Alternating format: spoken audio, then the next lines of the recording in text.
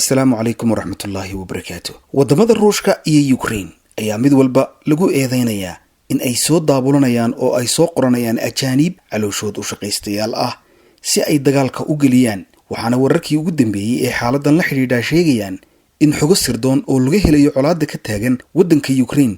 ay wakaaladda wararka ee AFP u sheegeen una xaqiijiyeen in labada dhinacba dagaalka geliyeen welina ku howlan yihiin maleeshiyaad calooshood u shaqaystayaal ah kuwaasi oo laga soo qoranayo dalal kala duwan oo ka mid ah kuwa colaaduhu aafeeyeen, kuwa saboolnimadu dilootay iyo xataa shirkado ajaanib ah oo ka shaqeeya soo wakiilashada calooshood u shaqaystayaasha goobaha colaaduhu ka taagan yihiin u safra. iyada oo dhinaca kalena la hadal hayo in kooxo calooshood u shaqaystayaal doonayaan in ay Ukraine galaan kadibna u sii gudbaan oo ay dalalka Yurub qaxootinimo qarsoodi ah ku galaan. dalalka ugu badan ee la filayo in ay ka yimaadaan kooxahani waa Afrika, dalal Yurubta bari ah, Asia iyo xataa dalal ka tirsan Latin America. haddii aynu ku horeyno dhinaca Ukraine, eedaha loo jeedinayo xogo sirdoon ayaa sheegaya in xukuumadda waddanka Senegal ay Ukraine u muujisay sida ay uga xun tahay dalabka uga yimid xukuumadda Ukraine ee ku aadan in mas'uuliyiinta Senegal ay fududeeyaan ciidamo calooshoodu shaqaystayaal ah oo dalkaasi u dhashay iyo kuwa ajaanib oo dalkaasi ku nool sidii loo keeni lahaa Ukraine. Senegal waxay sheegtay in safaaradda Ukraine ee ku taala caasimadda Dakar ee Senegal ay soo gaarsiisay dalabkaasi ayna aad uga xun tahay. 10,000 oo mutadawiciin ah ayaa u safray Ukraine si ay ugu biiraan ciidamadooda, sida uu sheegay wasiirka arrimaha dibadda ee Ukraine Dmytro Kuleba. dareenka cadhada leh ee diblomaasiyadeed waxa uu ka yimid Dakar oo ah caasimadda Senegal kadib markii la ogaaday xogo sheegaya in Ukraine dalab u soo jeedisay dadka Afrikaanka ah gaar ahaan dalka reer Senegal oo ay ka codsadeen in ay ka barbar dagaalamaan. xogahani waxa ay tibaaxayaan in ku dhawaad 50 qof laga raray waqooyiga qaaradda Afrika, kuwaas oo loo maleynaya in laga dhoofiyay dal ku yaala waqooyiga Afrika oo aan magaciisa la sheegin, kadibna laga dejiyay xuduudda Poland iyo Ukraine. sidaana ay axadii ku gaadheen Kiev oo caasimadda Ukraine ah. sidaa waxa lagu yidhi warbixin ay daabacday AFP. wasaaradda arrimaha dibadda Senegal ayaa bayaan ay soo saartay ku sheegtay in ay la yaabtay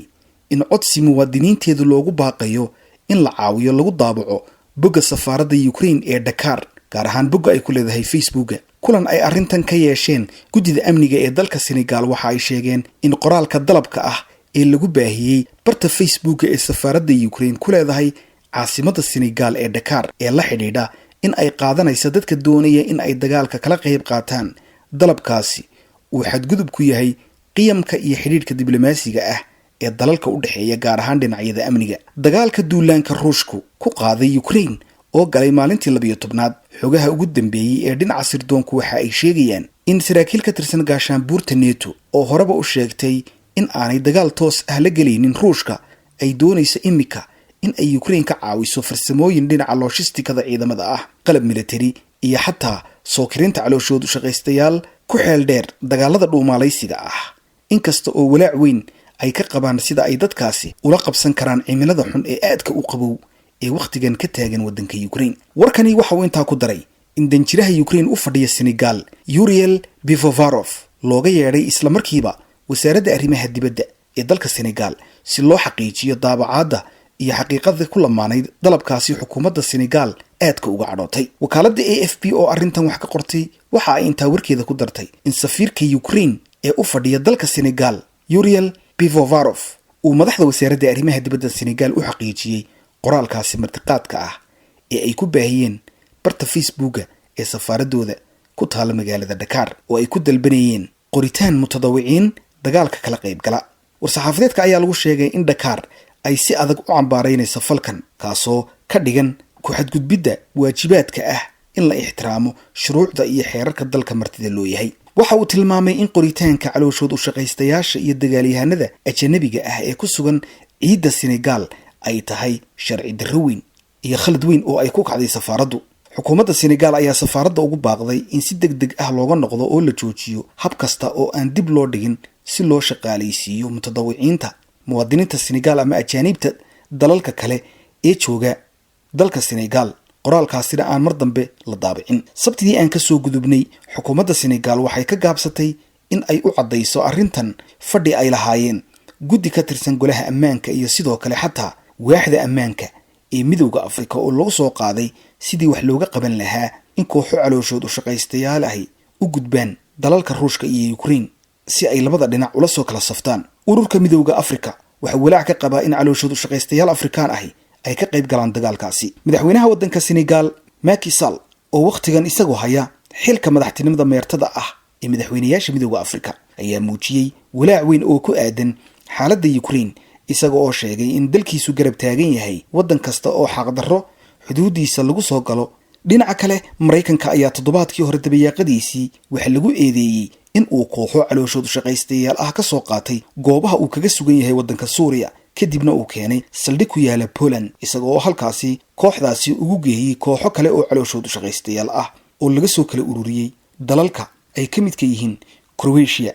Romania, Latvia, Bulgaria, Hungary iyo dalal kale kuwaasi oo Mareykanku doonayo in ay Ukraine dagaalka ka caawiyaan oo ay gudaha u galaan si ay dagaal ku dhufo oo ka dhaqaaq ah ula galaan ciidamada Ruushka ee ku sugan gudaha dalkaasi. Mareykanka iyo Ukraine waxa ay arrintan u doonayaan iyaga oo cabsi weyn ka qaba in maalmaha soo socda gebi ahaanba magaalooyinka waaweyn ee Ukraine ay Ruushiyaan kula wareegaan, sidaas darteed ay u baahan yihiin dagaal ku dhufo oo ka dhaqaaq ah oo dhuumaalaysi ah. saaxiibayaal, haddaba eedaha Ukraine loogu jeediyay isku daygeeda ku aadan in ay calooshood u shaqaystayaal u soo daabulayso dalkeeda kuma koobna oo keli ah iyada, balse dhinaca kale Ruushka ayaa la xaqiijiyay in uu isna kooxo calooshood u shaqaystayaal ah soo buux dhaafinayo Ukraine. shalay Axadii wargeyska Wall Street Journal isaga oo soo xiganaya saraakiil Mareykan ah waxa uu daabacay in Ruushka uu qortay kooxo calooshood u shaqaystayaal ah oo badan, gaar ahaan kuwa Suuriyaan ah oo khibrad u leh dagaalka jabhadeynta ee magaalooyinka dhexdiisa si ay uga dagaalamaan Ukraine. sidoo kale uu kooxo kale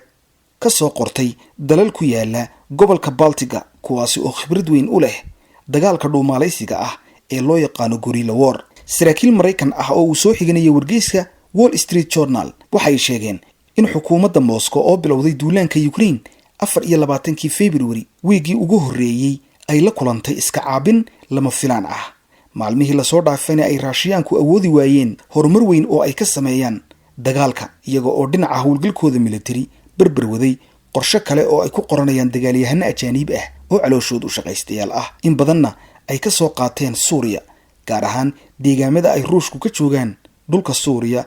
ee ay ku taageeraan xukuumadda dalkaasi. sarkaal Mareykan ah ayaa wargeyska u sheegay in qaar ka mid ah dagaalyahanada Suuriya ay hore uga sugnaayeen Ruushka isla markaana ay isku diyaarinayaan in ay ku biiraan dagaalada ka socda Ukraine, balse ila wareedkan ayaan faahfaahin dheeraad ah ka bixin goorta uu Ukraine soo geliyay qaarkood, inkasta oo in badan oo ka mid ah dagaalyahanada Suuriyaanka ahi ku sugan yihiin waqtigan jasiiradda Crimea. sidoo kale gobolada gooni u goosadka ah ee bariga dalka Ukraine ayaa waxaa ku sugan dagaalyahano ajaanib ah oo bilihii ugu dambeeyay halkaasi Ruushku soo gaadhsiinayay. Ruushka ayaa tan iyo sanadkii 2015 ka qayb qaadanayay colaadda Suuriya